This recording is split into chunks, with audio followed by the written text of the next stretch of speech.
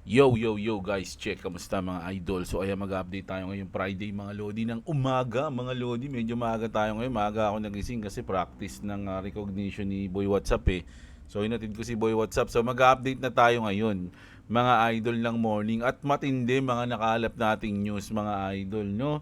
Malupit mga lodi. Nako, yung White House parang nagiging weird. Iba yung mga pinapahiwatig mga lodi. At mainit lahat ng balita natin ngayon. So bago ang lahat, syempre alam nyo na, like lang ng ating video. Napaka-importante ng like, mga idol nyo, para nyo nang sinishare yung video natin. At syempre kung hindi pa kayo nakasubscribe, mag-subscribe na kayo sa ating channel. Okay, punta tayo ngayon dito sa ating sa ating chart muna.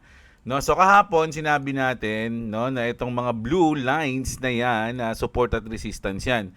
So binasag niya, sabi ko kung babasagin tong support na to, mga lodi, yung blue na yan, malamang kunin niya na rin tong liquidation na to. So ayun yung nangyari nga, no? Binasag niya yan, and then binasag niya rin. At kinuha niya, mga lodi, no? Kinuha niya to bago siya mag-recover pataas ulit. So sa ngayon, mga idol, ang in-expect natin is recovery na, uptrend, no? Kasi kinuha niya na to mga lods Kasi kung titignan natin sa 1 hour time frame to, kung meron pa siyang kukunin na isa, medyo dito na yun sa taas. Ay, sorry. Sa baba pala, I mean. Dito na siya. Ito na yung susunod. Mga idol, no? Banda na sabi natin sa gitna dyan. Oh. Pero hindi niya nakuha 'Di ba? Hindi niya nakuha mga lods. Naka-recover na siya. So marami na sigurong nagkaroon ng mga buy order dito. Mga lods sa 1.3. 'Di ba? Kasi dito na yan, banda malalim. Tapos sunod na niyan yung position natin. Kung sakali, no? Ang position kasi natin is 1.26 Mga idol Nandiyan, no? 1. Ano ba position natin? Ayan, 1.27 pala, sorry. O, 1.27, dito na siya. Position natin yan pero may lock profit tayo dito mga idol sa 1.3 Ayan, no? Parang psychological number kasi yung 1.3 bago mag 1.29. Pero kasi kung babasagin niya na to, malamang aabot na yan dito. Pwede pa tayo mag-position ulit. Pag tinamaan yung lock profit natin. Okay? Pero ngayon, tignan natin kasi nakaka-recover naman siya ngayon. Sabi ko nga sa inyo, babasagin niya lang at kukunin niya tong liquidation na to. At so far, ganun yung nangyayari. Sa sinabi natin, mga idol, no? So ano bang susunod natin ngayon? Ano ko dito, hulalysis ko dito mga idol. Pag dito siya naglaro sa taas, alam niyo na, no? May chance yan dito.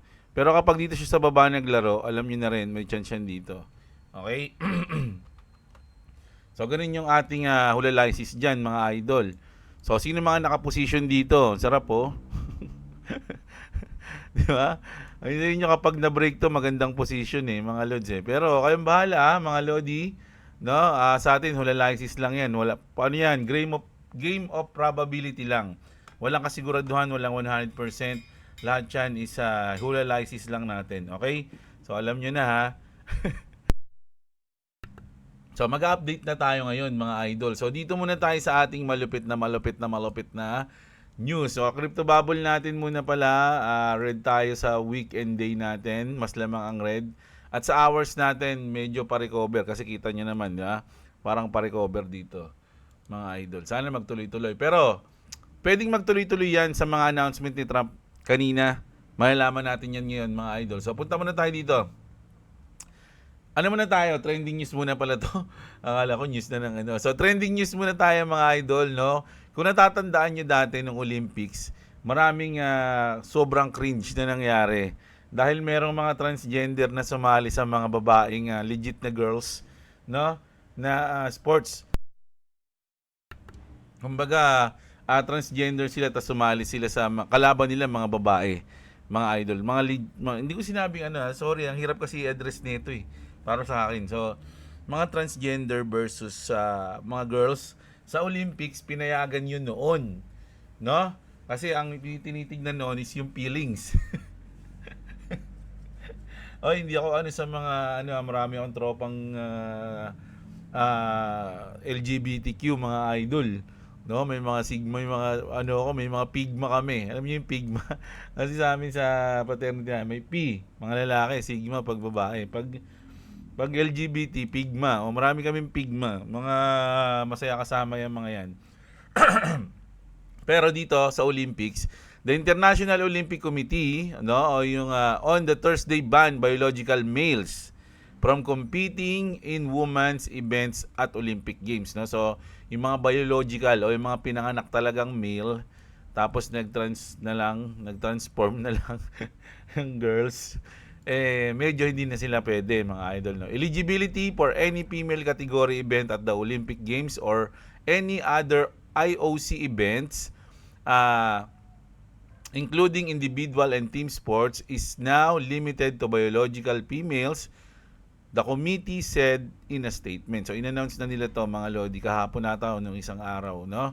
So, okay, ako mga idol, tama naman talaga yung ganito, mga lodi. Kasi kahit anong sabihin natin, kung biological man ka, yung strength mo iba, mga lods, no? Sa mga female.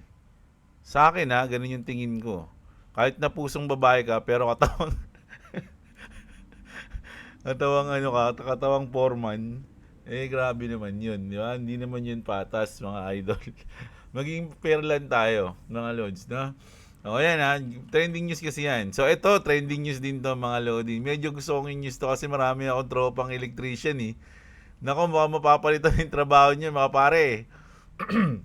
Sabi dito, in China, robotic electricians are being widely deployed to perform live high voltage electrical operations, replacing manual labor.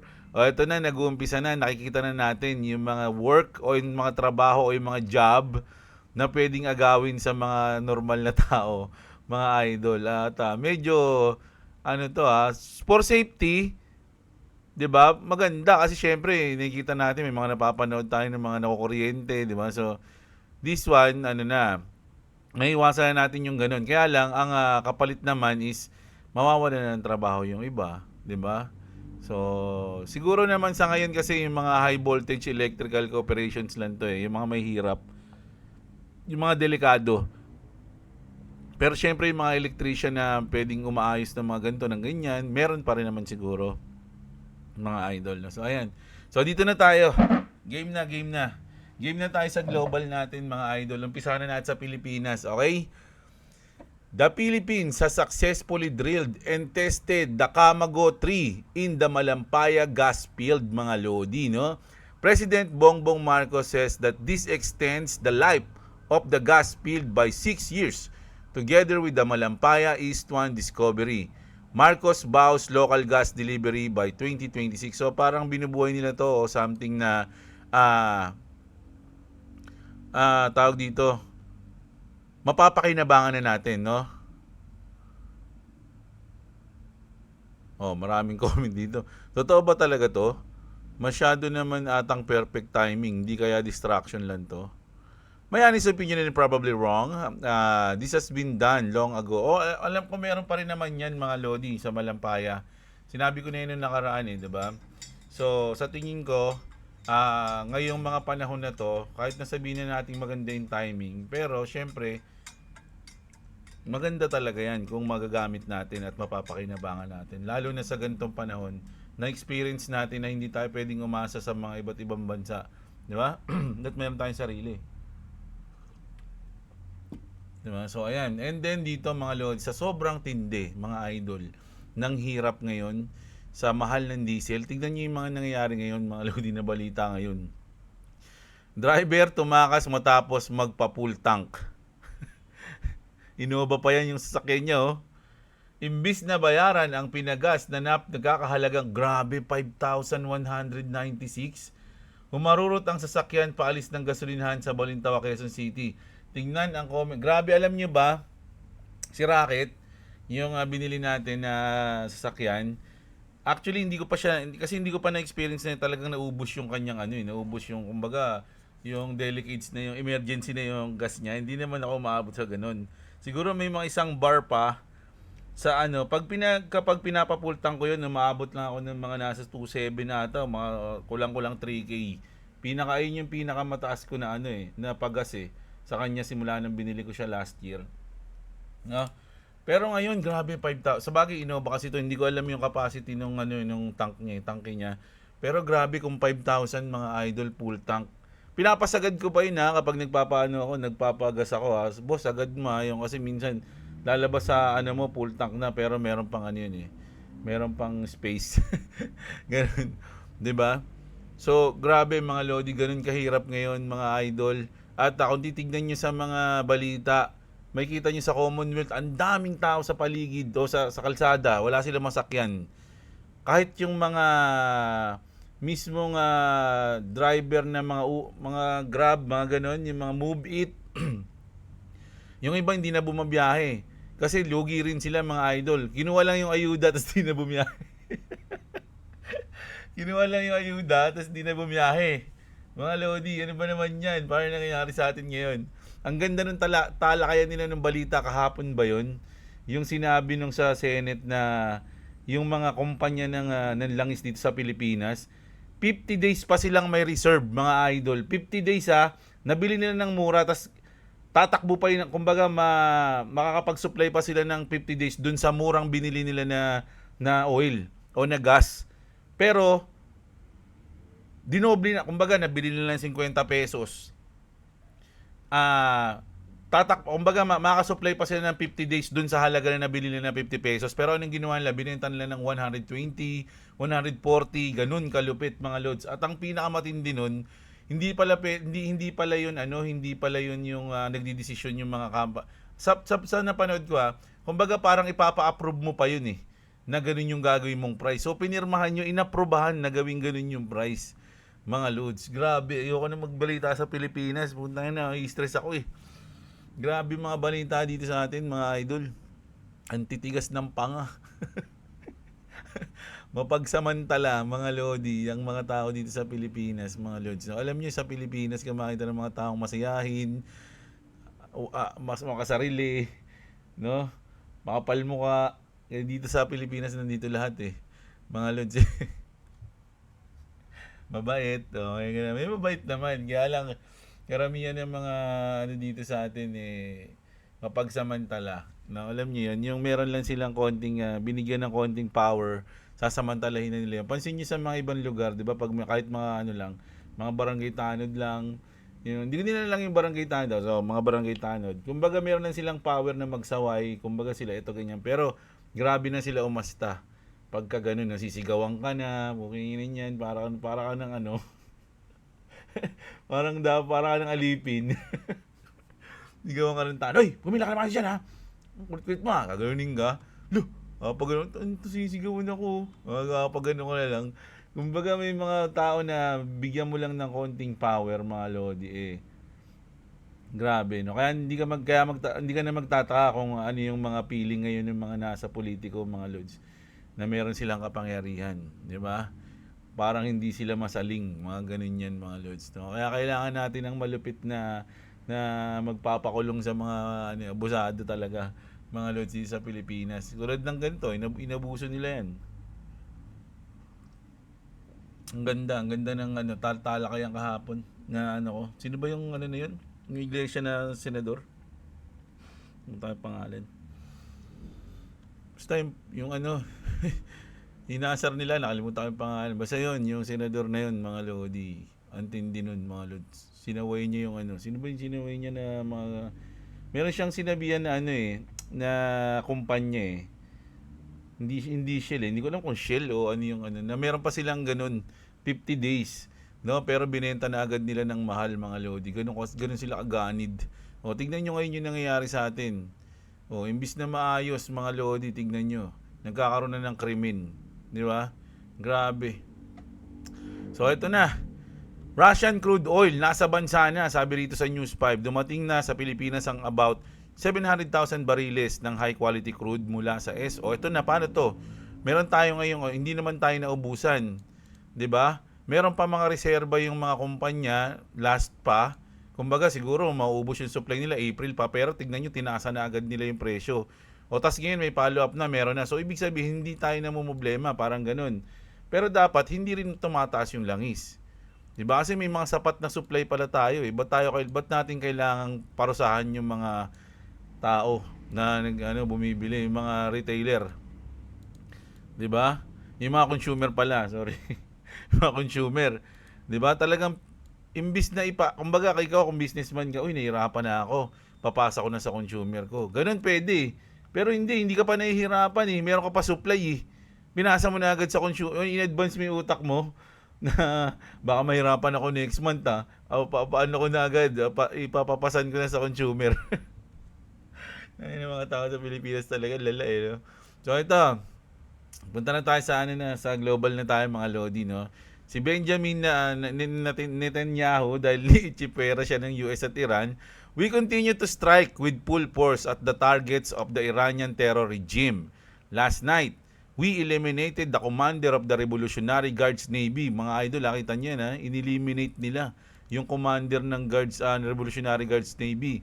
This man has a lot of blood on his hands.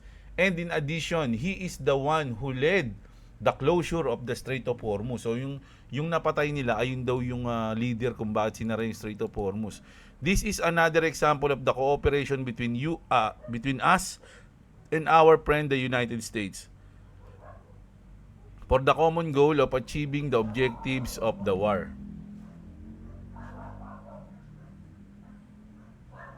Okay? So ayan, si Benjamin Netanyahu mismo yung nag-post niyan mga lodi. Ayan yung kanyang account, no? So nag-update lang siya na meron silang pinaslang na leader ng Iran. Ito na, speaking of US mga idol sabi dito ni President sa kanyang Truth Social, as per Iranian government request, please let this statement serve to represent that I am posing the period of energy plant destruction by 10 days. Kasi yung nakaraan, di ba, 5 days lang. So, in-extend niya ng 10 days to Monday, April 6, 2026, no, at 8 p.m. Eastern Time. Talks are ongoing. Ito na, talks are ongoing and despite erroneous statement of the contrary by the fake news media and others, they are going very well. Thank you for your attention. So dito medyo parang may usapan daw sila. Nagkaroon sila ng medyo maganda-gandang usapan, no? Nag-uusap sila. So sabi dito, in-extend niya ng 10 days kaya siguro medyo naka-recover yung market. Papunta na sa impyerno ito eh. Pag ganun na. Tapos biglang nag-post si Trump ng ganun. Okay, so medyo goods tayo ngayon. Recovery muna mga lodi, huwag natin diretsuhin, sabi ni Trump. Ni Trump na alam nyo, ang hirap mag-trade ngayon talaga mga lodi. No? Nag-trade ako sa Bitcoin kagabi eh. Pero kasi bias ko rin sa Bitcoin kagabi, short eh. Mga lods eh. May panalo, tatlong panalo ako kagabi, tapos isang talo. Pero maliit lang yung yung panalo ko kasi yung laki ng talo ko eh. 20 USDT yata yung natalo ko. Hindi ko na ang layo ng stop loss ko. Tapos ang panalo ko lang ata isang 20, isang 15. O unti lang panalo ko kagabi. May pipa, may gas pipa. So medyo lang tayo. Trading volume lang yung ginawa natin kagabi. Mga lods, no? Pero ito goods to mga idol, no, for me. At ito yung pinaka-weird na nangyari ngayon, no? Simula kanina hanggang ngayon. Yung White House mga lodi, tignan niyo yung post nila ganito. Ano ibig sabihin niyan? 'Di ba? Nag-post sila ng ganyan, ang daming nagtatanong, what's going on? What's happening? No, ano to? Anong nangyayari diyan? Sabing ganoon. Ito ngayon lang to mga lodi kasi alas 9:30 ngayon, mag-alas 9:30. So, isang oras pa lang nakakalipas, ito rin post din ng White House. Magkasunod 'yan. Mga lodi, ganyan yung post nila, parang blurred o something na pixelated. 'Di ba? Hindi ko alam kung na-hack yung White House na account eh. Hinta nyo, di ba? So sabi dito mga idol, kasi may mga nag-comment tungkol dyan, this is extremely dangerous. The White House just posted a blurry, cryptic image of a person standing next to Trump. And people think the account has been hacked. O kasi kala ko rin na-hack eh. The official White House account post a blurry, cryptic image of a person standing next to Trump without a name or explanation or reason for it appearing like this. This alone is strange, but it didn't start here. At 1 a.m., a video was posted, then deleted. Nakita ko yung video na yun. Hindi ko na kagabi, kasi tapos na ako mag-record yun. Tapos nung hinarap ko na, wala na. Mga lods yung video na yun. Para siyang, alam niyo yung sino nakapanood yung The Ring, yung kay sa Dako. Di ba parang ang gulo nun, gumagaling yung video, parang magbablock, magbablur, tapos may papakitang image, tapos gagaling ulit. Parang Siran TV, ganun yung pinost ng White House kagabi. Ang malinaw lang na makikita mo doon, yung parang plug ng USA. Mga ganun. So ayan, 1 a.m. a video was posted, then deleted. Before it disappeared, people saved it. Sabi, may mga nakapag-save and it showed a woman's shoe as she said, it will be released soon, right? Sabi. A man confirmed, yes. 45 minutes later, another post, blurry image, an American flag. Andito ba yung video na yun? Wala. Sana? A man confirmed, yes, 45 minutes later, blurry image in American flag, an alert sound, emojis, no content, no explanation. Hindi ko napanood yung may babae, yung may shoes. Ito yung napanood ko, yung blurry image, an American flag, an alert sound, emojis, no comment, no explanation. Ayun yung napanood ko. And now, this image, blurry, source unknown, posted as if it were normal. This is the official White House account, not some random page. And all this is happening while America is in the midst of war. So why are posts being published in the middle of the night and deleted? Then followed by distorted videos and lazy image. This isn't a glitch. This isn't a routine. This is a recurring pattern. What's really happening now and how worried you should be, mga idol. Should we be pala, sorry. So, hindi ko napanood yung isa ng may shoes, mga lodi. Pero ayun mga idol grabe. Ba't kaya nagpo-post sila ng ganito? No? Tsaka yung video na yun sa White House. Check nga natin yung White House. Baka may bago ito bago na naman, 58 minutes nakamaga tas naka-dirty finger. Sa tingin ko lang hindi ko alam. Yan. Saan kaya yung video? Wala na yung video, binura na yung video. Wala na yung video, guys. Ito yung una Ay, tingnan natin ba nandito pa. Ito yung isang video, mga lods Ayan Ayan lang. Pag in-slow mo yan, may kita mo yung American flag, mga idol. Ayan, slow natin. Ayan, naka-slow mo yan. Sana? Pahiya pa. Yun kita nyo yun, American flag. Ang bilis lang mga lods naka-slow mo pa yan tapos yung isa wala na isa. Grabe ang kulit ng White House pala ngayon biglang iniisip ko tuloy talaga parang nahack yung White House merong may nakaka-access sa account ng White House dito sa X, mga idol. Tapos nagtitrip grabe yan ang kulit So wala tayo dito. Nako, si David Sachs, mga lodi, na wala na siya sa posisyon niya, yung ating crypto czar. Isa to sa mga mainit na news ngayon. David Sachs' tenure as the so-called crypto and AI czar in the White House ended today. The position was temporary. Kumbaga temporary lang kasi yung crypto czar mga idol.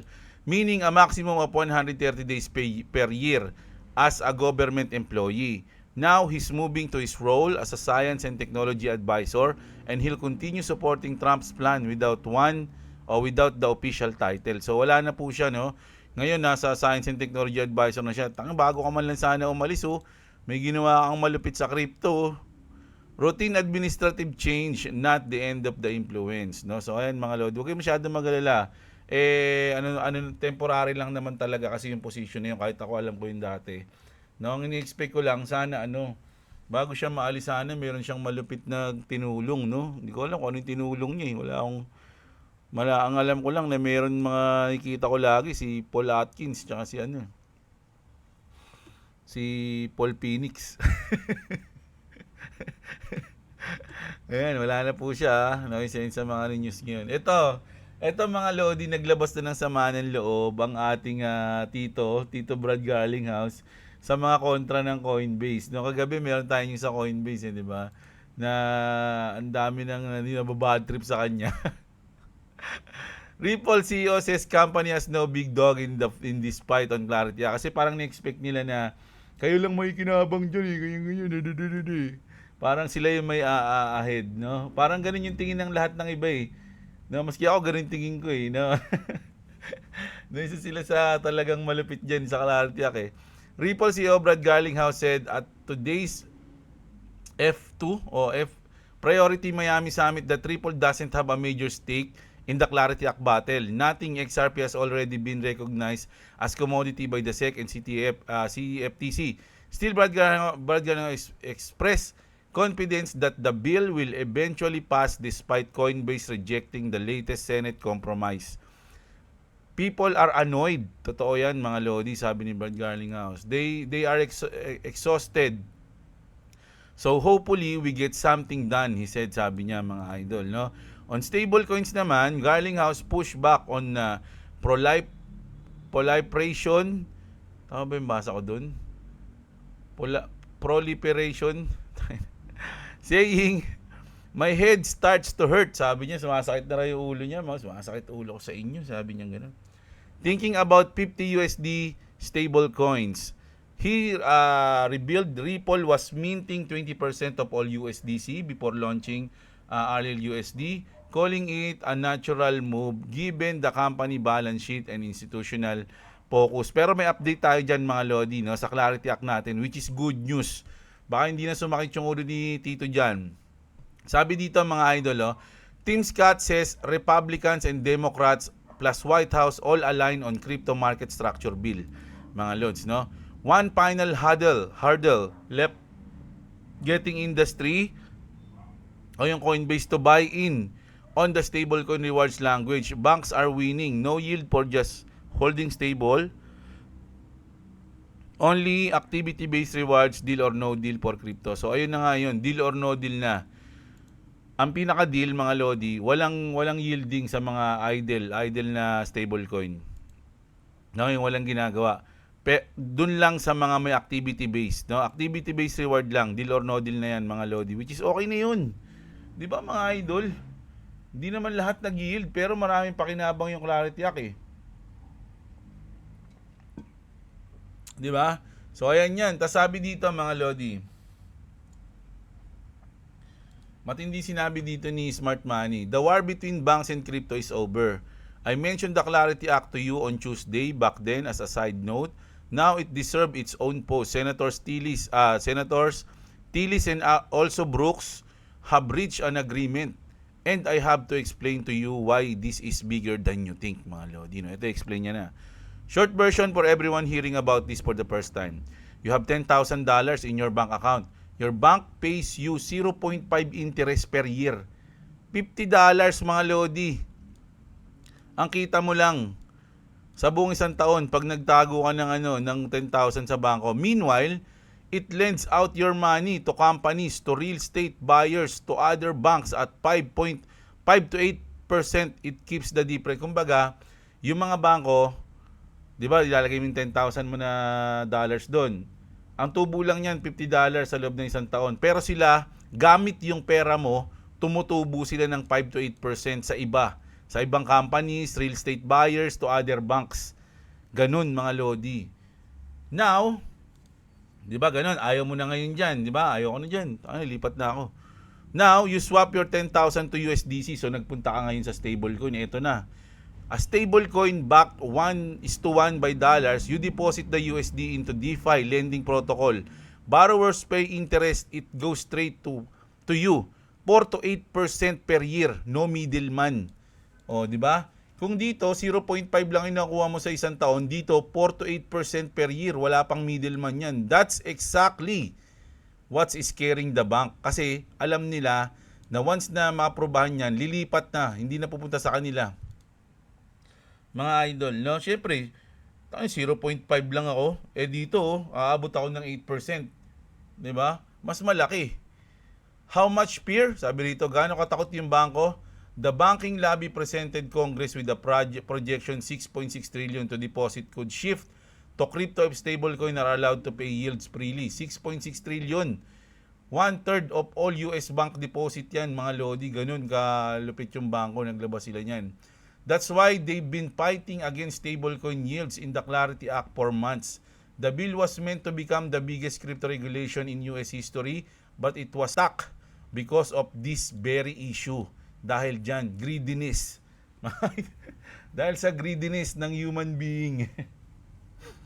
Kaya ayaw tayong bisitahin ng alien, eh. Kasi, the compromise, you can earn yield but not just holding. You have to actively deploy your stablecoin. Lending, providing liquidity, lock position, passive parking, and cashing in. Cut, no? Ayan, mga Lodi. A restriction, sure.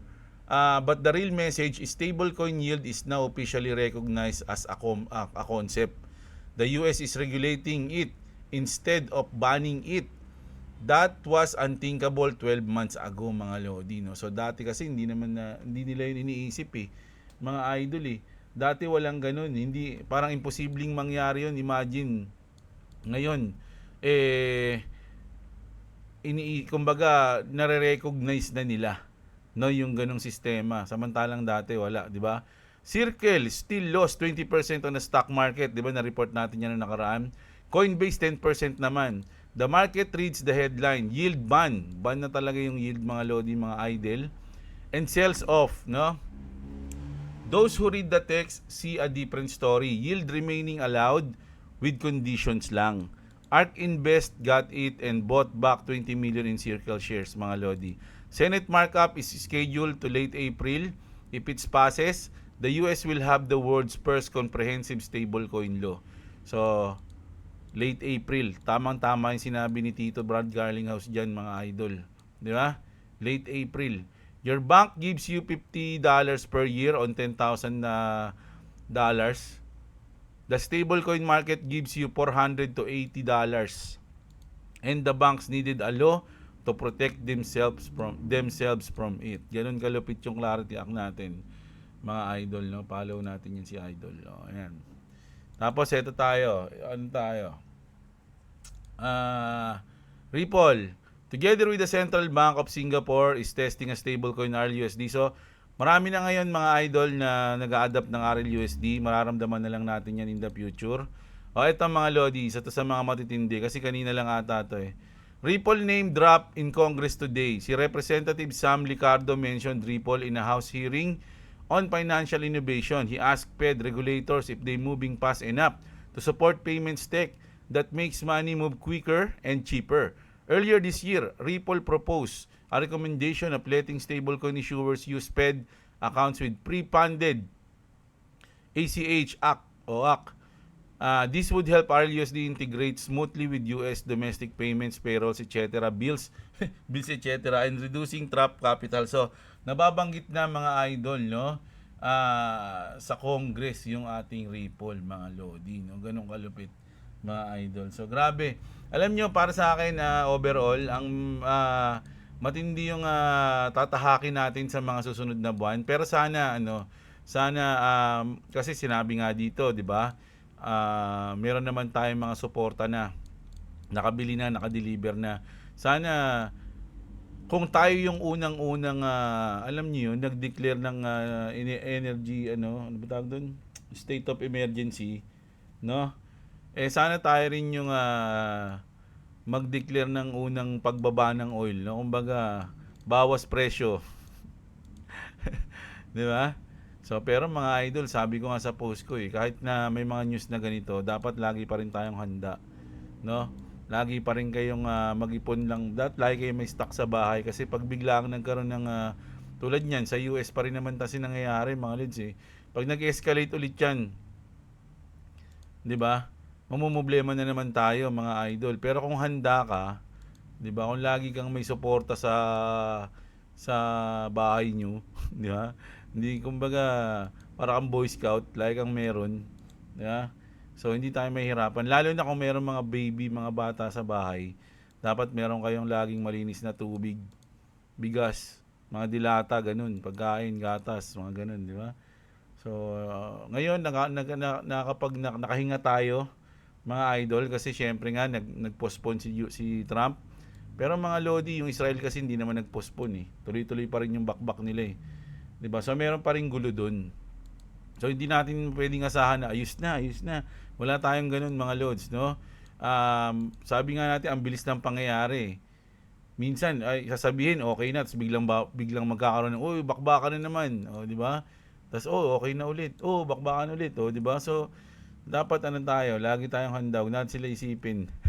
Isipin natin yung sarili natin. Okay, kasi lalo na sa Pilipinas, mga lodi, at alam niyo naman, nahihirapan na yung mga tao pumasok ng trabaho. Wala nang masakyan, mga idol. Hindi pa natin alam kung ano yung magiging sa Tuesday Kung magbababa sila o magpo-post lang sila o magtataas sila ng presyo ng gas. Hindi natin sure. Mamayang gabi, mamaya baka maano natin, baka mabalita natin mamaya mga idol, no? So ayun, ayun yung news natin ngayong umaga mga lodi, no? Sana na-enjoy nyo ang ating video mga idol sa ating mga balita na nakalap kagininang umaga lang. Ang weird ng White House. Ang weird ng White House mga idol. Ano kayang ibig sabihin ng mga pinagpo-post nila? Ayun yung tanong natin mga lods, no? So ayan, kita-kits mga lodi, maraming salamat sa mga nanood. Magandang araw sa inyo mga kapatid. Oy, sa mga wala pang crypto exchange dyan ha, check nyo yung link dyan sa baba ng description natin sa video mga idol. Lahat ng link dyan malupit. Meron pa dyan sa link na yung House of Leather. Ayun yung doon kayo makakabili ng sinturon na hindi na magagamit niya ng mga nyo, ng lahi nyo. Dahil sobrang tibay mga lods, no? 3 dekada. Hindi, 3 henerasyon mga lodi, magagamit yan ng mga apo nyo. Isang beses lang kayo bibili dyan, tas yun na, no? Ganong katibay yan mga lodi, no? So ayun, kita-kits tayo, check nyo yung mga link dyan ha. Kita-kits, maraming salamat sa mga nanood. Magandang araw sa inyo mga kapatid. At what's up?